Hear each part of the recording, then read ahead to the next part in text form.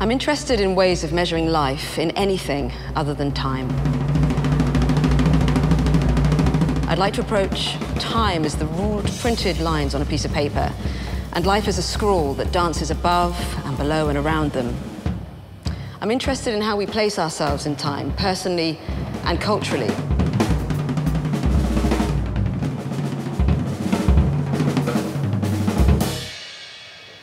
I had a teacher when I was training to be a set designer, and she said to me very early on, never think without a pencil. Quite often I think I've had an idea, and then I move on and I find the idea has evaporated, whereas if I were doing this, then the idea somehow has a concrete form. I mean, there's one we just found, actually, I should drag it out to show you, which is a set list from Adele's Glastonbury performance, on the back of which is a really crappy little sketch of a spaceship that Kanye wanted. Sometimes those little fusions of one project crashing on the back of each other's set list are quite nice little sort of diaries.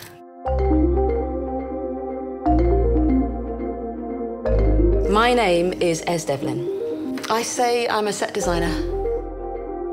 I design stage sets for opera, ballet, theatre, and also pop concerts. For Beyoncé, for Adele, for Kanye. I didn't have much of an idea of what I wanted to be when I was very young, but I did have obsessions and repeat occupations, which included hiding in small dark spaces with light bulbs and making little models of things, which is probably what I still do now. The installation that I'm preparing for Fifth Sense is all about how to access a more profound instinct. One of the things that helps us do it is smell. The most suitable analogue I could find for that was falling. If you pull the floor from underneath any of us, we will fall. We fall in love, we fall apart, we fall asleep, we fall into a dream. Falling, though, has become, I think, complicated. My response to the brief actually was a little bit like a kind of floodgate opening, because I have spent 20 years making work which required my needs as an artist to align very closely with the needs of my collaborators. Suddenly, I didn't actually have to align with too much. I was able to attack it from a point of view of what is the grand sum of what I want to say.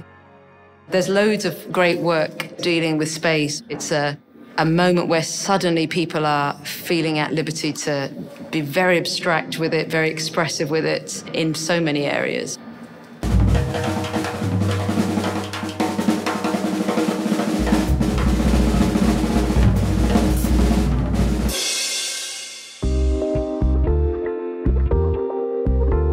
So we describe ourselves as a collective who work across the fields of architecture, art and design. Assemble is really excited by the idea that you can be creating something which many people will experience. And that's sort of part of the dream of architecture, to share your vision with a lot of people and for that to bring a joy or a benefit to many people's lives. My name is Pernilla Ohrstedt. Architecture really is an endless series of experimentations. You're always creating spaces for new situations. My kind of inspiration has come largely from the art world, but it's also kind of from watching the city and how people are acting and interacting and how they're sort of performers within their own lives. Architecture is your prop against which to do that. My name is Janina, Pedan. When people think of a set designer, sort of imagine you someone who builds a room to reproduce a certain kind of environment. There's something interesting in that, but it's much more interesting to try to see what the materials actually try to say and to work with them and to bring out the things that they are able to do and to explore. I am Xaviera Simmons. Oftentimes I'll add scent, and I love the idea of how to contemplate scent and what that does to your memory, like how that activates another part of your brain. This is a space that I first set foot in 2000. It was The Giant Spider by Louise Bourgeois, and I have come to every single thing that's happened in this space since. When somebody walks in and realizes their own scale within the volume of this space, how many galleries have this feel a size of a human this big and a size of an artist's idea that big. And I think it's that correlation, because that's how I approach work. I couldn't have made the piece that we're making in Peckham if I hadn't been in the warehouse. I wouldn't have known what to make. I have a thing when I walk into a room that I sort of feel that most spaces and rooms need some kind of medicine. And it's kind of I feel it's my task, like you are the physician. You are the tonic. To diagnose and then to, by a process of alchemy, calibrate the medicine that any space needs. My name is Hannah Barry. I run a commissioning organisation in Peckham, South East London, which is known as Bold Tendencies. Space gathers people together across dance, music, visual art, architecture, everything. And that sort of joy of feeling welcome is something that I've always been incredibly interested in.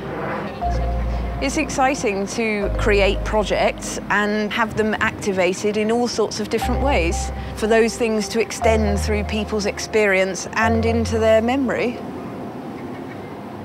My name is Grace Miceli. Art Baby Gallery is an online exhibition space that I started in 2011. Last summer, I curated Girls' Night on the internet, which was the first show that I curated in a physical space for people to be able to come into a room and stand with a work that they only ever get to experience through a screen. There was just another level of intimacy to that. I think I'm more interested in, how works that are meant to be experienced in person translate online and the other way around, and we go back and forth between those lives constantly. One of the things that happens to me when I make work for stage is that I wander around backstage, and often it's like wandering through a maze, behind the scenery, through the scenery, inside Beyoncé's giant cube, underneath Kanye's mountain. And I always think, I wish the audience could be inside the thing and underneath the thing and not just outside it watching. And now with this piece, I'm hoping that I can. This is where people are going to enter. This is where people are going to gather. You walk in here, and this first room is showing a film that stars a pair of hands cutting a hole in a piece of mirror. You can walk through the hole, and you enter into the space that it turns out these hands were building.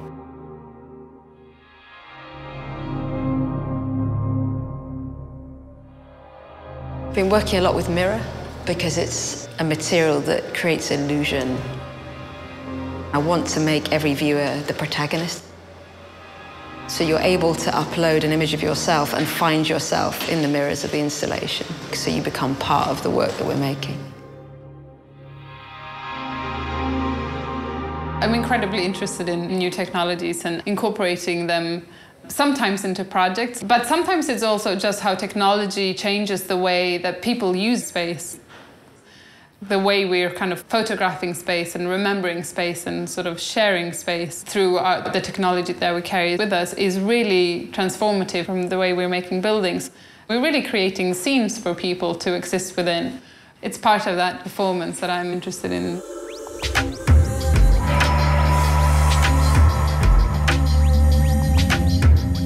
Every journey that I've made since I was invited to make this piece, I have filmed out of the window of whatever I was driving or walking or flying in. Now we've turned them into this painting that plummets vertically, so you should suddenly get the sensation that you are falling. How do we hold past, present, and future within our frame of vision? How do we navigate between them? How do we create our own versions of self from them? I actually think I filter quite a lot of attitude towards me as a woman working in this field out, especially because that world is generally populated by people who've come up through technical delivery of a design. Most of the time I have an all-female team of set builders, not because I just want to work with women, because they are the most competent people that I know, and people don't really expect like young, pretty women to know how to build a wall or how to use a drill. I do get a lot of feedback from young artists who comment on how amazing it is that there's this supportive community for them.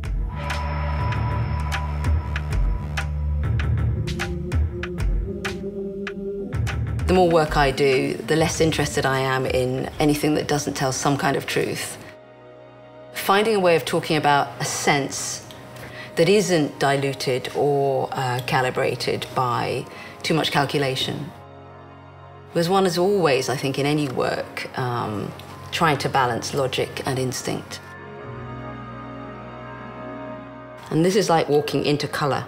There's a scent in this room, and it's been made by Olivier Polge, who is the nose at Chanel, and it's only going to exist for 5 days.